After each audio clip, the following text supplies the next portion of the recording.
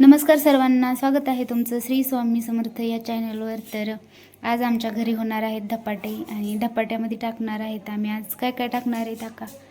कांद्याची पात, मेथी, कोथिंबीर जे काय असते ते सगळं टाकावं। तर कशी करणार आहेत नक्की पुढे व्हिडिओ बघा आणि व्हिडिओला लाईक शेअर सबस्क्राईब करायला विसरू नका। धपाट्यासाठी साहित्य मिरची, मेथी, कांद्याची पात, कांदा, कोथिंबीर, लसूण, जिरे आणि ओवा एवढं सगळं साहित्य टाकायचं आहे त्याच्यात।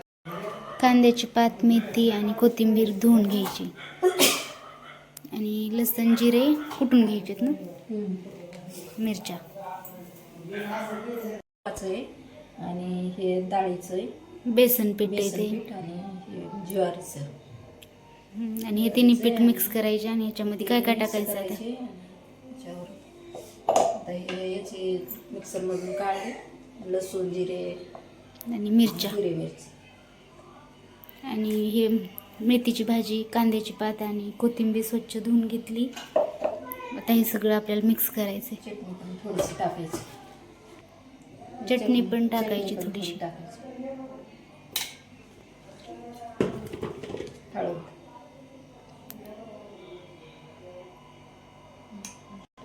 आणि चवीपुरतं मीठ।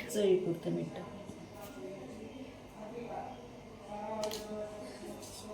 हे भाज्या मिक्स केलेले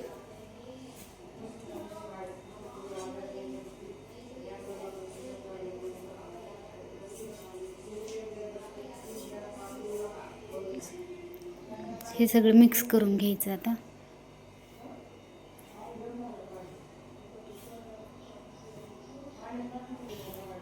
हे आता सगळं मिक्स करून घेतलंय।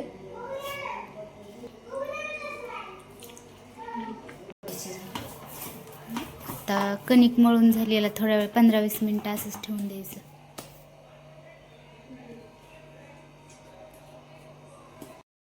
कढी केली धपाट्यासोबत खायला, कोणी कोणी दही पण खाते, पण आम्ही कढी केली। आणि आता करायचे धपाटे तीळ लावून।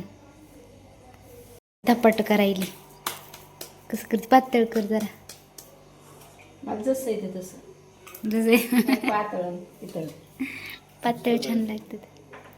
कढी छानच करते मी कढी।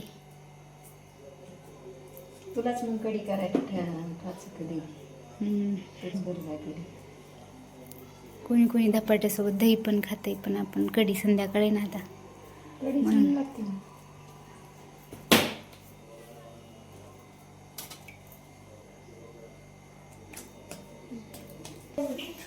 तिळ टाकायची म्हणलीस ना, तिळ छान लागते। तुला तर आवडत नाही तिळ का मग? बाजरीच्या भाकरीला तिळ आवडते। बाजरीच्या भाकरीला करपती का? ह्याला आपण करतो नाही, बाजरीची भाकरी चांगली लागते। ते साखरेला भोगीला करते।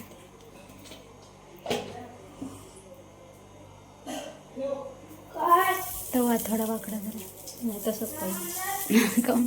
ते तिकडून काय होतंय, एक एक आईन मला तेच करपत आहे।